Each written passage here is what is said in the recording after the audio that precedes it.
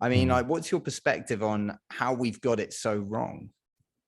Well, there certainly has its origins in industry, with the sugar companies paying for research to be put out that was fraudulent, arguing that cholesterol caused heart disease and saturated fat contributed to that, when indeed it was actually the studies and evidence was looking like it was actually the increased consumption of sugar that was precipitating this rise in heart disease, which is a very new disease. It really was largely non-existent, even in the first half of the 20th century, and certainly before that. And there were people coming out saying that, look, here's this study, here's this very strong correlation, in every country that starts increasing their refined sugar, consumption, you have this rise in heart disease, that corresponds, just sometime after that. And these lines just track up, with a bit of delay in between, as you would expect when you have sort of a delayed sort of, dose dependent, response. And so, we actually have, hard data on this. We actually have like internal memos and the internal, communications in the sugar companies back in like the 50s and 60s, talking about how there was this research looking at sugar as a causative factor for heart disease. And they're like, well, we gotta shut this down. And so they detailed how they paid off a number of different professors and researchers across America, and I'm sure elsewhere, to put out false data. One was Ansel Keys, who, if you listen to vegan proponents, they will cite Ansel Keys, because the main thing they talk about is that cholesterol is bad. Meat has cholesterol. Red meat has a lot of cholesterol. That's why you got to knock these things out. And they'll cite Ansel Keys. Just jump in there. Can you just explain to everyone a little bit about cholesterol?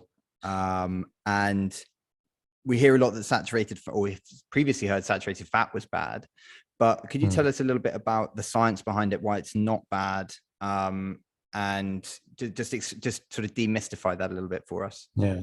Well, I mean, the main thing is that it was never bad in the first place.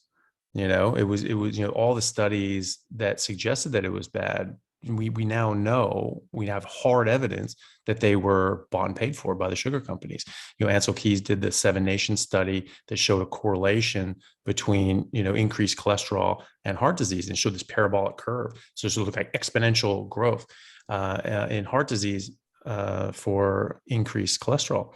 Problem is, he had complete data for 22 different countries, and he didn't use them. He used the ones that fit his curve.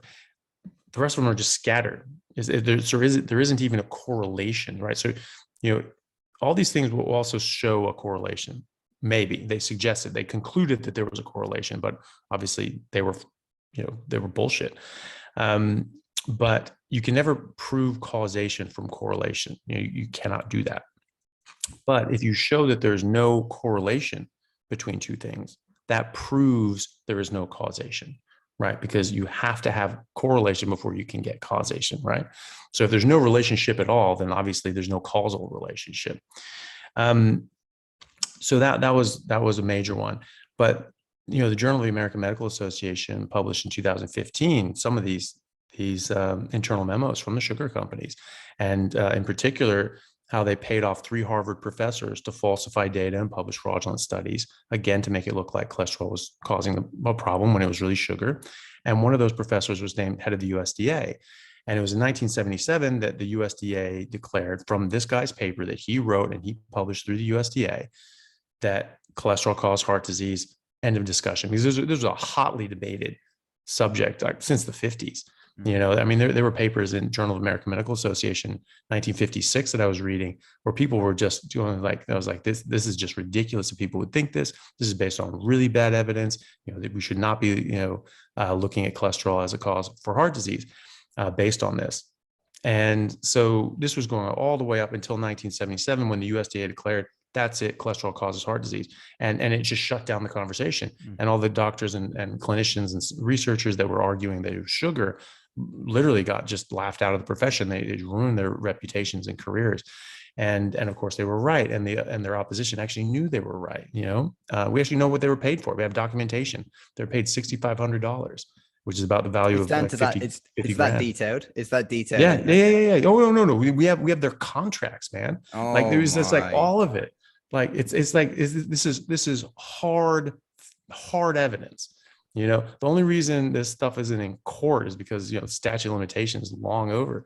How we had like the cigarette, the tobacco memos and things like that. Yeah. But oh no, there's no evidence that this is addictive or carcinogenic, this and the other. Of course, they have reams of data showing exactly that. Well, now we have the sugar documents.